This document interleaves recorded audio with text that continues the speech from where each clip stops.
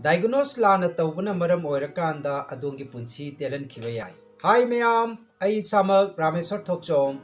diabetes educator, nice and wise expert. Ngasigi topic aikoi parameter gi matangda karigumba khara nainaminasi maru oina diabetes amadi BP gi matangda ngasigi video sida aikoi parameter karamna yengadage haibasigi matangda kupna nainaminasi aduna video asi loiba phawba yengbiu parameter haibadi diabetes kaya yamna wangba amadi nemba loinana aikoina BP kaya yamna wangba amadi nemba haibasigi nainariba reading adubani maru oina diagnose ki matang da nainadringai mamangda aina mayamda thamjaningba afam amadi aikoina medical care gi wafam lakpa taragadi medical care da makhal ani lei madudi medical science amadi medical industry haina makhal ani silai masida medical science habadi aikoina evidence based oiba medical care adubuni aduga medical industry habadi aikoina profit based medical care adubuni matangshida medical science habadi aikoina health ki matangda scientist singina thijalaba matungda koi health ta kaya yamna kanaba amadi kanadaba haibasigi matangda observation study mayam tawraba matungda maduda phanglakpa report adu aikoina medical literature de iraga thamliba report ching adubuni aduga aikoina medical industry haibadi aikoina pharmaceutical company amadi hospital ching asibuni matang sida aina mayam da hygienic badi aikoina hakchang phana na de ektana punsi nungsang na hinge haiba targadi aikoina medical science da haibadi medical literature da iraga leiriba evidence based oiba aikoigi reporting ase sigi matungi na hairiba singa se illaga chatpa targadi aikoi soidana hakchang phaba bisak ama oigani haibasi masigi video sigi ahan boina mayam da thamjage makata na hojik aikoi khangminasi madudi aikoina diabetes amadi BP wange natraga nemi haibasi aikoina karamna yengadage haibasi medical science ki matung ina kari hairi haibado aikoi ngasi gi video sida khangminasi loinana mayamda aina haijaninglibadi aikoina diabetes bu oiro BP bu oiro masida piriba parameter haibadi masigi threshold je masi karamna yengadage haibado ahanbada khangminana ba honaminasi example ama oina hojik BP gi parameter chi mayamna aikoina khangnaribasi 120 by 80 si masida leiba taragadi aikoigi BPSC normal oi hena longnei matang sida aikoina khanthagadaba wafam amana haibadi aikoina isana isada question amatang hangbiyoba madudi karino haiba kanda aikoina 120 by 80 si normal ne na puthoi matang sida aikoi ayamana khanaribasi aikoi 120 by 80 si aikoi masi oidaba yadi haibagi concept amaga loina na chanayeba adubu masidagi khitang wangkhiba matamda for example aikoina 140 by 90 ga lakpa taragadi aikoina BP wange na pakatpagi aikoida nungnangba khara lay 120 by 80 asi aikoida legedaba normal oiba BP ni haiduna aikoina masi target tawraga chanayeba masidi aina mayamda haijaningibadi masi langaneba haibadi BP haibasidi aikoina mi amaga chap manaba yaroi hairiba 120 by 80 aina puthokliba che akoina average oiba number ama puthokpaneba hairiba number sida aikoi mi khudimakta fit tawba yaroiba example oina manipur da leiriba aikoi nupa singsigi common oiba khumukki size ama putho haiba taragadi aikoina number 7 che common oina puthorkaneba masi average oiba number aduneba hairiba 7 number gi khumuksi aikoi manipur da leiriba nupa khudimak che masi fit tawgadabani hairakpa taragadi aikoi nupa khradi makhong kaktaba yaroi nupa khradi makhong du samjindaba yaroi aduga chap manana aikoina average oiba 120 by 80 ena number ama puthoga masida mi khudimak fit tawgani harbadi madu khwaidagi aranba aikoigi parameter ama oigane aina haijaninglibadi BP haibasi mi khudimak ki khenagani BP haibasi aikoina check tawbagi tangai phadabadi lei aduba maduda hena depend tawbadi aikoigi tungi punsida aikoida achauba khudong thiba mayama thengrakani haibasini aina mayamda haijaninglibadi maramdi karigino haiba kanda aikoina isada symptom amata leitana aikoina BP aigi lairamiba reading du aikoina 120 by 80 dagi hele haiduna aikoina wangi hekta haiba yaroeba aikoina BP check tawba darakar oi karigi damakta aikoina cross checking gi damakta darakar oi adubu adomda symptom amata di leite aduga adomgi BP oluba matamdadi 140 by 90 leire haidana adom BP wangi hena loba taragadi madu adomgi khwaidagi aranba wakhal oiganeba maramdi medical science ki report ki matungina before 1993 haibadi aikoina 1993 gi mamangda aikoi miyoibagi BP gi reading si normal ni hena longnarambasi 160 by 100 neba अदुबु हाइरिबा number से हाइबदी parameter से अखोइना 1993 की मतुंगददी अमु 140/90 ओइगदबनी हाइना अमु पुथोएब अदुगा हौजिक चटनरिबना 120/80 सिनेब अदुगा हौजिक मफम Khardah अखोइ मियोइबगी normal ओइगदब BP सी 115/75 सिनी हाइना advice पीबा मफम खरदा हौनरएब अदु ओइबा तारगदी हौजिक अखोइ खन्नमिनसेब 115/75 मसिबु अखोइना अखोइगी normal ओइगदब BP reading अदुनी हाइना लौबा तारगदी अखोइगी मालेमसिदा BP नादबा मी कया यामना लेगदगे हाइबसी अखोइ खन्थबा मतम अदु ओइरे अदुना अइना मयामदा हाइजनिंगलिबदी अखोइ BP गी पैरामीटर सी कया यामना लेरबगी मतुंगदा अखोइ बीपी वांगी हाइना लौगदगे हाइबा तारगदी 160/100 मसिदगी वांखिबा तारगदी अखोइ बीपी वांगे हाइना लौगनेबा अदुगा नेम खरबदा अखोइना 100/60 मसिदगी नेम खिबा तारगदी अखोइ बीपी नेमे हाइना लौगनेबा हाइरिबा अनिसिगी मनुंगदा अखोइना अमुक वांग अमुक नेम सानरगा चटपा मतमदा अखोइ हाइरिबा मियोय अदु बीपी वांगे हाइना अखोइ लौबा यारोयबा तौबतबु मतांगसिदा अइना मयामदा हाइजनिंगलिबदी अखोइना चेक्सिनगदबदी हाइरिबा पैरामीटर अनिसिगी मनुंगदा लैरगसु अखोइना अखोइगी हक्चांगदा सिम्पटोम मयाम लाक्पा तारगदी मसिदगी हेनबा अमदी नेमबा हाइबसी सिदे हेना फोकस तौबगी महुत्ता अखोइगी हक्चांगदा बीपी वांगलगलगदी करी नुंगाइतबा लाकदगे हाइबदो अइगी ममांगदा सेमजखिबा वीडियो दो मुन्ना येंगबिरगा मदुदा लाइबा नुंगाइतबा सिंग अदो लाक्पा तारगदी अखोइना हाइरिबा बीपी की रीडिंग असे मसिदा येंगबगी महुत्ता सिम्पटोम दो अदुदा हेना फोकस तौबियो लोइनना अइना हुजि हाइजखरिबा पैरामीटर असे मसिदगी हेनबु हेलो नत्रगा ताबु तारो अखोइदा सिम्पटोम अमता लैतबा तारगदी अखोइ नॉर्मल ओइ हाइना लौगनेबा मतंग असिदा अइना मयामदा हाइजनिंगलिबा अमना बीपी की हिदाक चादुना लैरिबा अखोइगी पेशेंट सिंगनदी हाइबदी अखोइना बीपी की हिदाक चारिबा पेशेंट सिंगी दमक्तदी बीपी नेमथखिबसिना हेना खुदोंग थिनिंगाय ओइ हाइबसी अइ मयामदा हाइजगे हाइरिबसिदा अखोइना ख्वाइदगी मरुओइना चेक्सिनगदबदी अखोइगी हक्चांगदा पिरक्पा बीपी की सिम्पटोम अदु अखोइना ममुत ताना खंगलगा मदुदा चेक्सिनबा अदुना हेना मरु ओइ हाइबसिनेबा लोइनना अइना हौजिक मयामदा हाइजखरिबा अखोइगी बीपी की पैरामीटर असी 160/100 की मखादा लैरिबा मखै अखोइना हिदाक चाबगी दरकार ओइते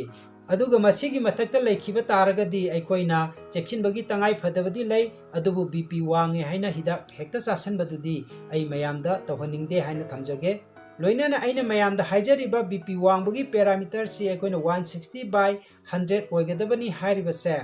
मसी मयामना एविडेंस की ओइना येंगे हाइबा तारगसु अखोइना गूगल दा चंगलगा कोक्रेन कोलाबोरेशन हाइना टाइप तौरगा मदुइदे 2013 मेटा एनालिसिस की मतुंगिना पीरिबा रिपोर्ट अदु अदोमना करी हाइना इबगे हाइबदो येंबा तारगदी अदोंगी चिंगनाबा अदु सुंसोय सोइदना कोकनी हाइना थमजगे लोइनना अदोमना लाइरिक ओइना पागे हारगना अइगी मेंटर ओइरिबा डॉक्टर BRC हाइबदी बिश्रुप रॉय चौधरी ने इबा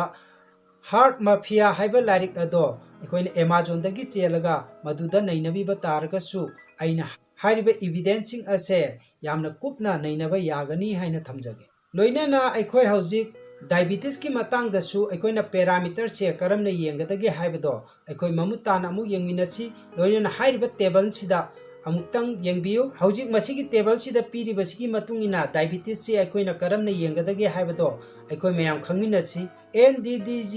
1979 की मतुंगिना हाइबदे अखोइना नेशनल डायबिटीज डेटा ग्रुप 1979 हाइरिबसिगी मतुंगिना अखोइना करम मतमदा डायबिटीज नाइ हाइना लौनरंबगे हाइबसे अखोइना हाइरिबा टेबल असिदा येंगबियो 200 mg per deciliter मसिदगी हेना सुगर रीडिंग असी वांखिबा तारगदी अखोइ डायबिटीज नाइ हाइना लौनरमेबा हाइरिबा मतमसिदा अखोइना सुगर चेक तौबसी फास्टिंग अमदी PP हाइबा लैंग्वेज सि सिजिनरमदे अखोइना एनी टाइम अखोइना सुगर टेस्ट तौबा मतमदा 200 mg per deciliter दगी हेना वांखिबा तारगदी हारिबा मी अदु डायबिटीज नारे हाइना लौनरम अदुबु 1979 की ममांगदा ऑब्जर्वेशन स्टडी खरगी मतुंग इनदी अखोइगी लैगेदबा ब्लड शुगर की चांग असी 227 mg per deciliter मसिदगी हेनखिबा तारगदी अखोइ डायबिटीज नारे हाइना लौनरमी अदुबो हाइरिबा स्टडी असिदा सिजनरिबा इसी कराइदगी लौबनो हाइबा कांदा अखोइगी बेन हाइबा सिंगलीदगी लौरगा टेस्ट तब मतमदा लाकपा रिपोर्ट अदुनेब अदुबु हौजिकता कमन ओइना अखोय अयामना ब्लड शुगर टेस्ट तौबगी लौनरिबा ई असिदी अखोय कैपिलरी हाबदी अखोय खुदोम बिदि खुसागी मथक्तगी लौरगा सिजनबनेबा सिंगलीदगी लौबसिना ग्लूकोमीटर दा लौबदा फंगिबा रिपोर्ट दगी 10% ताना लाकनेबा अदुगा मुक मसिगी मतुंगदा अमेरिकन डायबिटीज एसोसिएशन ना 1997 अमदी WHO na 1999 da amuk hairibana akhoi blood sugar si fasting da 126 mg per deciliter masidagi henba taragadi akhoi diabetes nare haina logani haina amuk puthoeba fasting haibadi akhoi na ayukta karimata sajinge da loba report adubuneba adugi matungda amuk American Diabetes Association na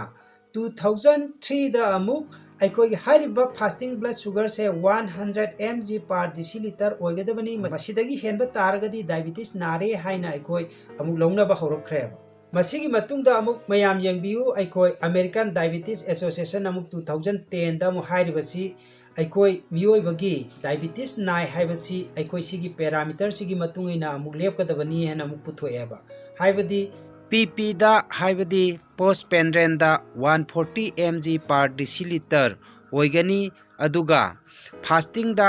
100 mg per deciliter oigadabani aduga HbA1c dana 5.6% oigadabani masidagi henkhiba taragadi diabetes oigani haibasina hojik chatnariba akhoi diabetes ki parameter aduni मसिगी parameter दा अवोनबा मयामा लाखपसिगी मतुंगिना JAMA हदि जमाना 2013 दा China दा study अमा तौखी हाइरिबा study सिगी मतुंगिना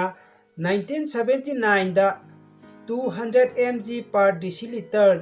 हाइबसिदा अकोई diabetes की parameter ओइबा मतमसिदा चाइना की ओइना डायबिटीज नाबगी चांगसी 3.5% ओइरमेबा अदुब हाइरिबा पैरामीटर से चेंज तौरक्पा हाइबदी अखोइना 1997 अमदी 1999 दा फास्टिंग की blood sugar 126 mg per deciliter ओइरपा मतमदा मकोई पैरामीटर सिकतंग चेंज तौगिबदा मकोई डायबिटीज नाबगी चांग से 8% यौखिबा हाइरिबसी अमुक अखोइना 2003 दा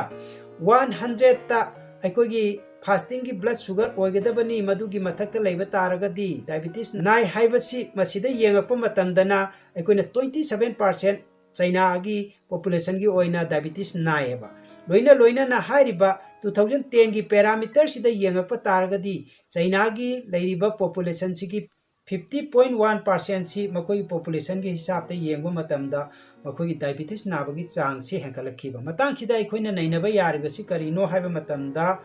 अखोइना पैरामीटर सिकतंग चेंज तौबा मतंदा अखोइना हाइरिबा डायबिटीज वांखतपगी चांग से थुने हेंकटखरेबा अदुना मतंग सिदा अइना मयामदा हाइजनिंगलिबदी अखोइना पैरामीटर सिदा येंगलगा अखोइना नाबा अमदी नादबा हाइबसे लेपा तारगदी अखोइगी पुंसी असि थुना टेंशन खरगनी हाइबसिनी अइना मयामदा थमजनिंगलिबदी अदुना अइना मयामदा हाइजनिंगलिबदी अखोइना डायबिटीज नारे नत्रगा नादे हाइबसे मसी करीना येंगदगे हाइबा तारगदी आइगी इसादा फाउरिइबा आइगी सिम्पटोम दो अदुदो ओइना येंगबियोबा मदु येंगे हाइबा तारगदी आइगी ममांगदा अइना सेमजखिबा डायबिटीज नार ए करमना खंगनी हाइबा वीडियो दो मुन्ना येंगबियो मदुदा अइना हाइख्रिबा सिम्पटोम सिंग अदु लाकपा तारगदी अइना क्रॉस चेक की ओइना डायबिटीज चेक तौबा याय अखोइना मदुदा लैरिबा नंबर दो अमबोरबसु अदोम डायबिटीज नारे हाइना लौगनेबा अदु ओइबा तारगदी अदोम डायबिटीज की दमकता लायेंबा हौबा यारेबा अदु कमन ओइना अखोइना मयामना खंगनरिबा अखोइना फास्टिंग दा 100 लेगदबनी अदुगा PP दना 140 लेगदबनी मदुदगी हेलगदी अखोइना डायबिटीज वांगे हाइबगी कांसेप्ट से ngasi हाइबा नुमिसिदगी थादोक पिरोबा अदुगा अइना मयामदा हाइजनिंगलिबदी अखोइना हारिबा पैरामीटर सिदा अखोइना ग्लूकोज चेक तौबा मतमदा 250 mg per deciliter की मखादा लेबा तारगदी अखोइना डायबिटीज नारे हाइना लौरोएबा अदुगी मथक्ता लेखिबा तारगदी अखोइना डायबिटीज नारे हाइना लौगनी तबुदु डायबिटीज नारे हाइना अखोइना गुली हेक्ता चाबदी चासन बिगनो अखोइना डायबिटीज हाइबसी यामना लाइना रिवर्स तौबा याबा अदुगुंबा लैना मखल अमनी हाइना थमजगे लोइनाना लोइसिलक्पदा अइना मयामदा हाइजनिंगलिबदी ngasiगी अइना मयामदा थमजरिबा पैरामीटर की मतंगसिदा अदोमना सममनबा कया लाकपा तारगसु अइगी कमेंट मेंशन तौबिरो अदुगी मतुंगिना अइ मतुंगदा अदोंगी पाउखुंगी ओइना वीडियो अमा अमुक सेमजरक्के loina loinana aikoi hakchang phaba misak ama oibaga loinana afaba samaj ama semnanaba honaminasi haraga masigi video asi matang asida loisinjarage kanglaipak imana yaifare.